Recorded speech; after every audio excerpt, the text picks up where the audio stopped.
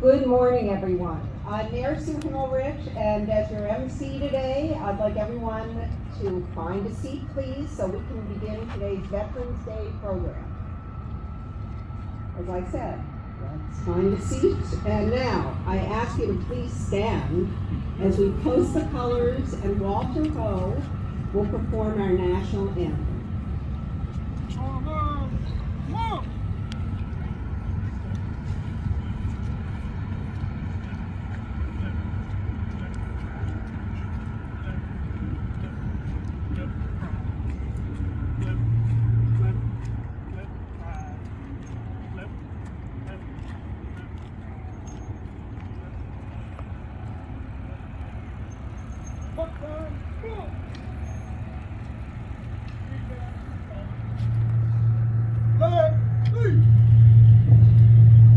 Present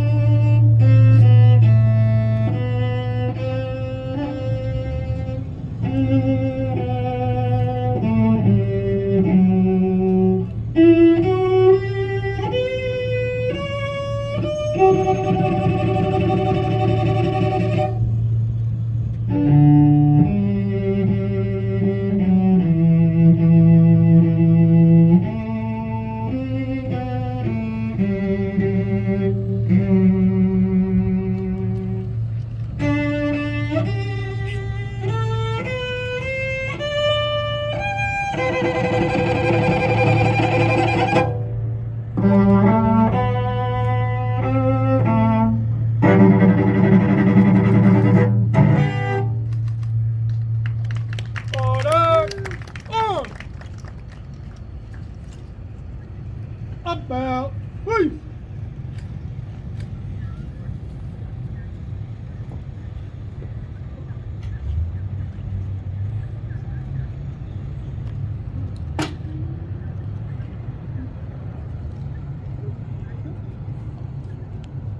Left, feet, forward, march.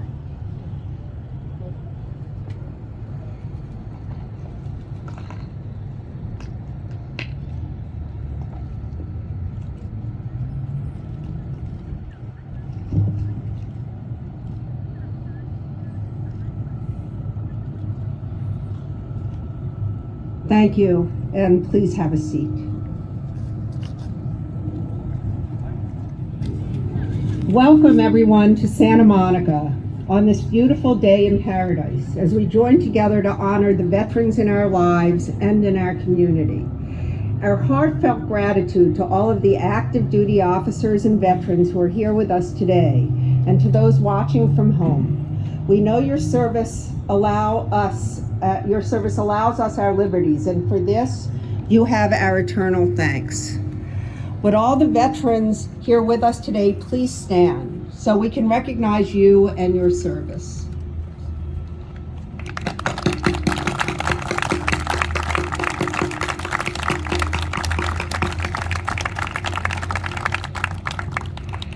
On behalf of the Santa Monica City Council and our entire community, I want to extend our deepest thanks to you.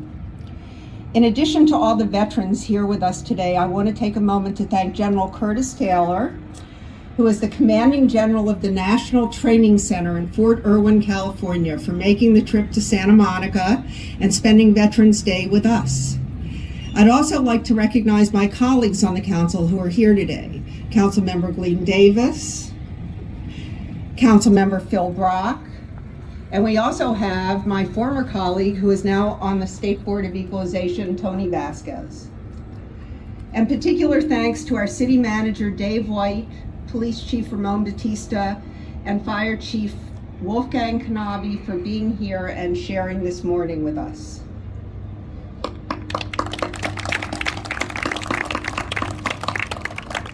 I'd also like to recognize Boy Scout Troop 67 that is here with us.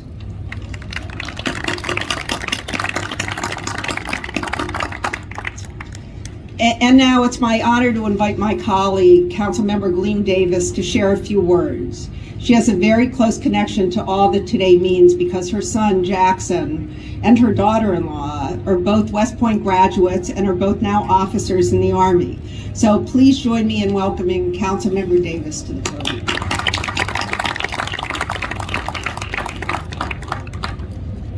Thank you, Mayor Himmelrich, and thank you everyone for coming out on this beautiful day. As always, it's my pleasure to join you in commemorating Veterans Day. And to each of our veterans here, I do want to make sure that you know that your time in the armed forces, which left an indelible mark on your life, also left an indelible mark on our nation. I want you to know that your service has shaped the lives of every person in this nation, every person with us today. Each of us enjoys freedoms that are only available to us because of your service to our country. I'm sure the past year has been difficult. It may have caused pain. Watching our final days in Afghanistan was heart-wrenching and may have raised questions about whether or not years of dedicated service were worth it. I am here to tell you it was.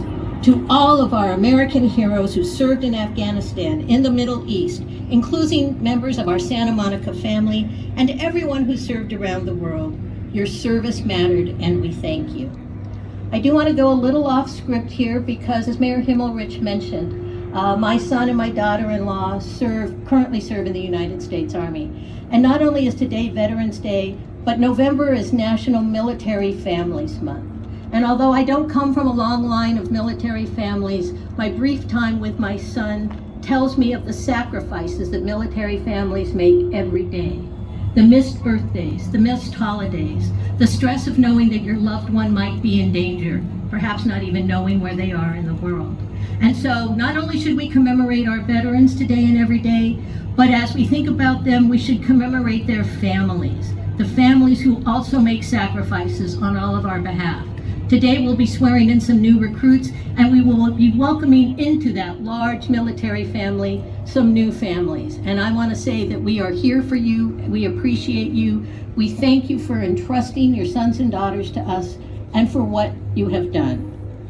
So now if you'll indulge me for a moment of education, because I think it is important to know how November 11th came to be the date we honor our veterans. It is the day that the U.S. signed the armistice that ended the First World War. Over 100,000 Americans made the ultimate sacrifice and died in service to their country. Since then, the U.S. has fought in 6 major wars, each time calling on our young and old in our military to brave the battleground and fight for our country and our freedoms. Today is about demonstrating our collective gratitude by gathering to thank them all for their sacrifices. Now, please join me in a moment of silence to honor our veterans, including those who gave the ultimate measure.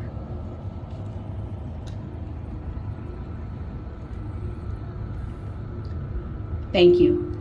While today we gather here in this gorgeous setting, just over the bluffs there in Palisades Park stand 5 pillars that honor each branch of our military: the Army, the Navy, the Marines, the Air Force, and the Coast Guard. 20 years ago, we dedicated the Veterans Memorial as a special place for people to reflect, remember, and show respect for those who gave their lives and those who have returned from the battle. I hope that during the month of November, everyone here and everyone watching will visit this memorial, which symbolizes both our gratitude, but also peace and healing. Please take the time this month to reach out to any veterans you may know. Offer them a personal thank you. Small moments of gratitude make a meaningful difference and pale in comparison to the years of service in the armed forces that many of our fellow citizens have given. In closing, I want to thank the Los Angeles Army Recruitment Battalion and the California Army National Guard for being terrific partners in today's program. Thank you so much, and happy Veterans Day.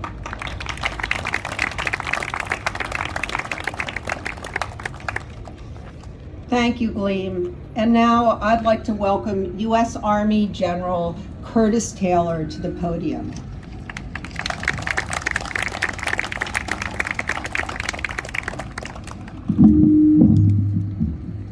Hey, good morning, and what a beautiful day here in Santa Monica. Thank you so much for having us here and for this incredible tribute to our veterans and to our nation's armed forces. Mayor Himmelrich, Councilmember Davis, Councilmember Brock, and Councilmember Vasquez, thank you for being here today, sir. Veterans, future soldiers. I can think of no greater honor on this day than to swear in another generation of great Americans into our great Army, and I look forward to doing that here in just a minute. As we heard from Councilmember Davis, for over a century, we've celebrated Veterans Day to commemorate the ending of the war to end all wars in 1918. Since that time, in the 103 years since that war ended, we have called on American service members to fight in 58 of those 103 years. Frederick Douglass said that eternal vigilance is the price of liberty, and that remains true today. And it reminds us that we enjoy freedom today not because we deserve it, but because men and women have fought to protect and to preserve that freedom. And I think we honor and celebrate our veterans best on days like today by telling their stories. And if you'll bear with me, I'd like to share the story of two of them. First is Rick Rescorla. Rick grew up in England in the 1940s, where his earliest memories were of American GIs training for the D-Day invasion. From that experience, he developed a love and respect for the American soldier that eventually led to him immigrating to the U.S., joining the Army, and landing in Vietnam as an infantry platoon leader. Rick and his platoon were soon thrust into the center of history in one of the most harrowing battles of the entire war. Cut off and surrounded by a North Vietnamese regiment, Rick and his platoon fought for 4 days to stay alive deep in the Ia Drang Valley. An epic feat that is now immortalized in the movie We Were Soldiers, starring Mel Gibson. In fact, it was Rick Rescorla's figure, gaunt and utterly exhausted after 4 days of continuous fighting, that is on the cover of the book upon which the movie is based. Rick left the military after Vietnam, and he went on to become the head of security for Morgan Stanley in New York City. On September 11th, Rick was sitting in his office in the South Tower of the World Trade Center as he watched Flight 11 crash into the North Tower next door. Ignoring Port Authority guidance to shelter in place, Rick immediately ordered the evacuation of all Morgan Stanley employees. At Rick's insistence, the company of stockbrokers and accountants had rehearsed this drill every 3 months for years. Now Rick stood in the stairwell, bullhorn in hand, singing God Bless America as they filed out quietly, just as they had rehearsed. When the stairwell shook 17 minutes later, as Flight 175 plowed in their own building 38 floors above them, the Morgan Stanley evacuation was already well underway. Rick was last seen shortly before the South Tower collapsed at 10 o'clock that morning, heading back upstairs with the fire department crew to check for any people he might have left behind. He is credited with saving the lives of nearly all 2,600 Morgan Stanley employees in just over 1 hour. Where do we find heroes like this? Men and women who see in terrible danger not a cause for fear, but an intense sense of obligation. Today we also remember a new generation of veterans who risked their lives in Iraq and Afghanistan to ensure that our citizens never again need to experience the fear that we all felt on 9/11. It's important to note that the vast majority of these men and women joined after that fateful day. They joined to fight, knowing with 100% certainty that they were entering an army of war that would be called on and could be called on to make the ultimate sacrifice. Men like Eugene Frazier. Eugene was about the same age as those gentlemen and ladies standing over there when I knew him. He was one of my tank mechanics when I commanded a battalion in Afghanistan in 2010. He was not a particularly standout soldier, just a good kid, did his job every day. As his platoon moved into a town called Babokel on foot, Gene was manning the automated gun in one of our armored trucks following close behind. The dismounted section of the platoon came under heavy fire, with 2 members wounded. Gene, safe inside the truck, started to return fire, but the automated gun jammed. Without thinking, without asking for permission, this young 20-year-old climbed out of the truck under fire and tried to fix the jam. When he couldn't fix it, he dismounted the whole machine gun, grabbed what ammo he could, and ran forward through a hail of bullets to his wounded buddies to provide them the firepower they needed to get evacuated. He was 20 years old. Much has been said about the damaging psychological effects of combat. It's good and right that we focus on this problem. But what is often lost in this discussion is an appreciation for the grit and the resilience that veterans build in the crucible of combat.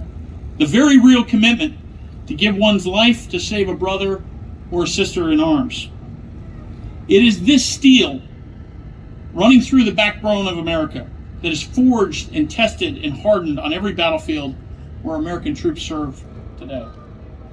Rick Rescorla saved the lives of thousands on 9/11 because he learned the value of courage in a Vietnamese jungle. That same steel pervades this community today, forged by a new generation of American heroes in places like the Korengal Valley in Afghanistan and Sadr City, Iraq. So whether it's a burning building in New York City or a wildfire in Southern California, you can count on the American veteran to be there, just like Rick Rescorla was, ready to move to the sound of danger to help his fellow citizens.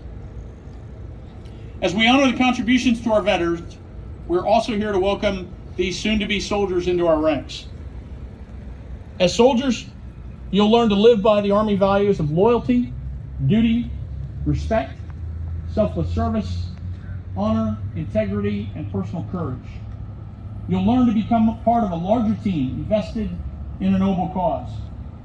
A team where you would willingly risk your life for your buddy because you have no doubt that they would do the same for you. Most importantly, you'll learn what it means to serve. Upon completion of your training, you'll stand proud in formations across our Army with great soldiers like Gene and like Rick. You'll have learned the value of discipline, teamwork, and of self-sacrifice.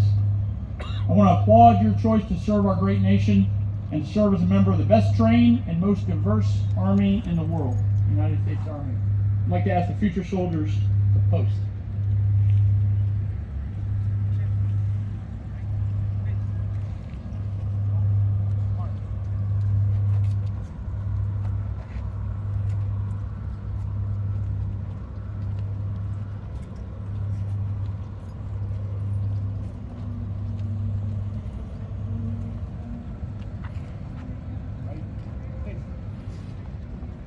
We are uniquely privileged in our democracy that we do not swear an oath to a king or to a monarch or to any one individual. We swear an oath to the Constitution of the United States.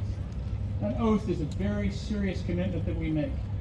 The oath I'm about to deliver to you is virtually identical to the oath taken by every member of your chain of command, to include the President of the United States. So please raise your right hand and repeat after me. I state your name. Do solemnly swear that I will support and defend the Constitution of the United States against all enemies, foreign and domestic, and that I will bear true faith and allegiance to the same, and that I will obey the orders of the President and the orders of the officers appointed over me according to regulations and the Uniform Code of Military Justice. So help me God. Please put your hands down. Welcome to the Army. All right, please join me in a round of applause for these outstanding future soldiers.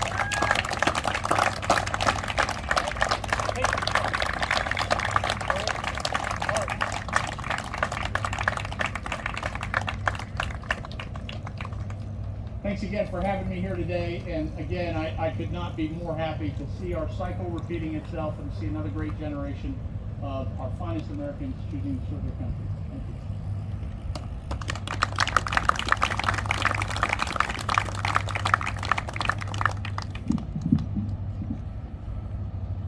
Thank you. Thank you, General. Thank you, General Taylor. Thank you, General Taylor. And thank you particularly to the new recruits and to all the family, friends, and loved ones here today or watching who shared their swearing in with us. Congratulations, and Santa Monica salutes you as you begin your journey in service. Before we conclude today's ceremony, I want to say a special thanks to those who helped make today possible. Kenneth Hawes, a West Point graduate, retired Lieutenant Colonel of the U.S. Army and Director of the Western Region U.S. Army Public Affairs. Sonki Hong, also a West Point graduate and former U.S. Army Intelligence Officer and civilian aide to the Secretary of the Army. Sonki is also a Santa Monica local. And Jerry Hogan, Chief of Advertising and Public Affairs for the LA Army Recruiting Battalion. Thank you for your commitment to our community and making sure another Veterans Day was special in Santa Monica.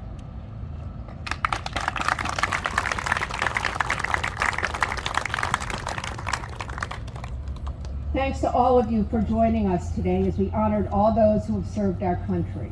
Now please stand for the Armed Forces Medley and remain standing to close our ceremony today. Happy Veterans Day.